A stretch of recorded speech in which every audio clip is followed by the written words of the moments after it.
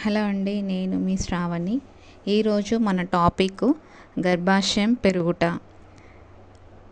గర్భాశయం పెరుగుట అంటే ఒక స్త్రీ గర్భం ధరించిన తర్వాత తను ఫస్ట్ 3 months నుంచి 9th or 10th month వరకు తన గర్భాశయం ఏ విధంగా పెరుగుతుంది, ఎలా ఉంటుంది, ఒక్కొక్క మంత్లో ఏ విధంగా ఉంటుంది అనేది ఇందులో నేను మీకు వివరిస్తాను.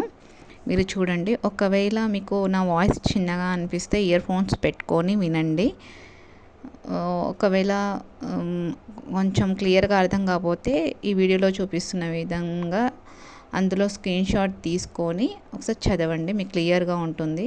నేను ఎందుకు ఈ వీడియో పెడుతున్నానంటే కొత్తగా మ్యారేజ్ అయిన వాళ్ళకి, ఏం తెలియని వాళ్ళకి, కొంచెం ప్రెగ్నెన్సీ వచ్చినప్పుడు కొంతమంది భయపడుతూ ఉంటారు కదా, ఎలా ఉంటుంది, ఎట్లా టెన్షన్ పడుతూ ఉంటారు కదా, వారు కొంచెమైనా తెలుసుకుంటారు, కొంచెం డేర్గా ఉంటారు, నార్మల్ డెలివరీ అవ్వడానికి ప్రయత్నిస్తారు అనే ఒక చిన్న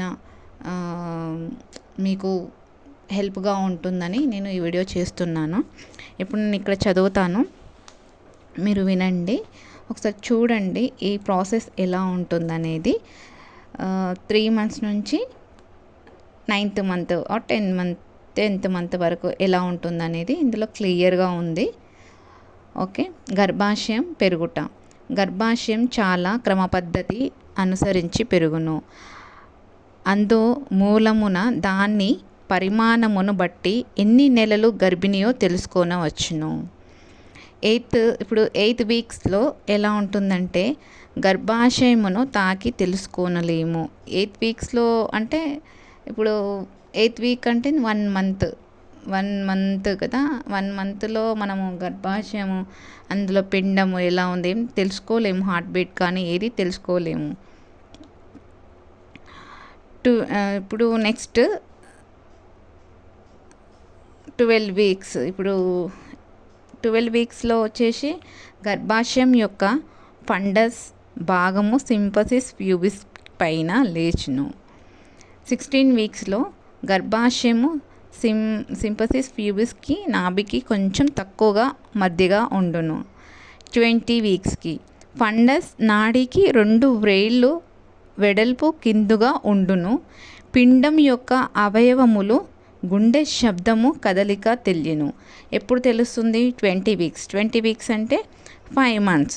5 months అప్పుడు మనకి బేబీ కదలికలు కానీ హార్ట్ బీట్ కానీ తెలుస్తుంది. అండ్ 24 weeksకి గర్భాశయము నాభికి తిన్నగా వచ్చును.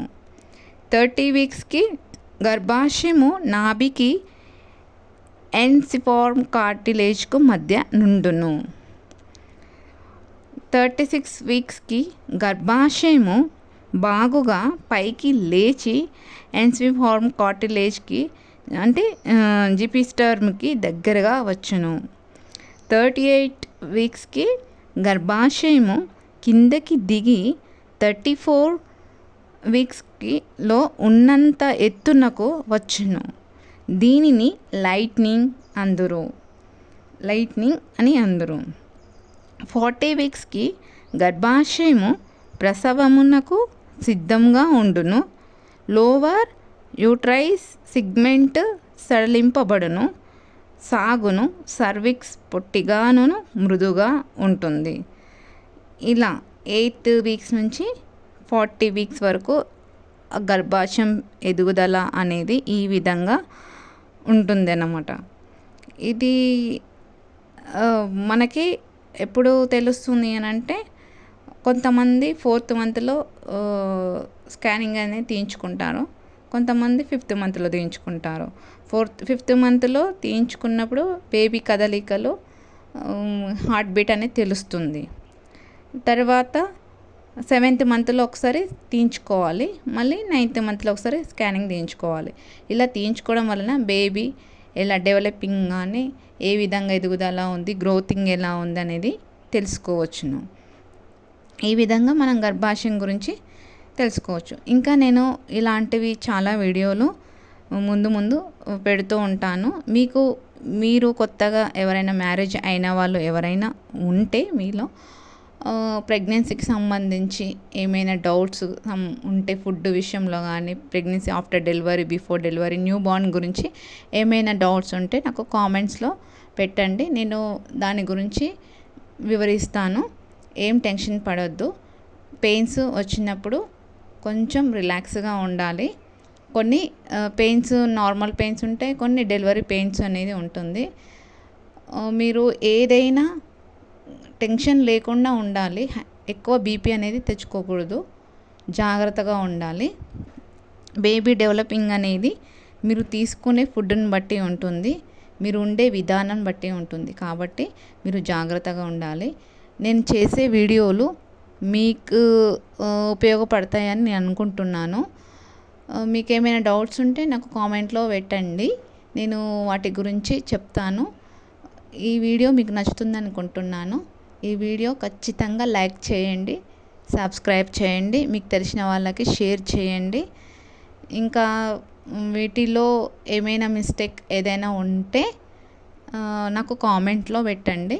ఇంకా ఏ విధంగా చెప్తే బాగుంటుంది, ఇంకా ఏ టాపిక్ మీద, ఇంకా డిఫరెంట్ టాపిక్స్ పైన ఇంకా ఎట్లాంటి గురించి చెప్తే బాగుంటుంది అనేది నాకు కామెంట్స్లో చెప్పండి, నేను వాటి గురించి చెప్తాను. ప్లీజ్ దయచేసి అందరూ నా ఛానల్ని సబ్స్క్రైబ్ చేసుకోండి. ఫస్ట్ టైం చూసిన వాళ్ళు కూడా సబ్స్క్రైబ్ చేసుకోండి. ఓకే, థ్యాంక్ యూ అండి.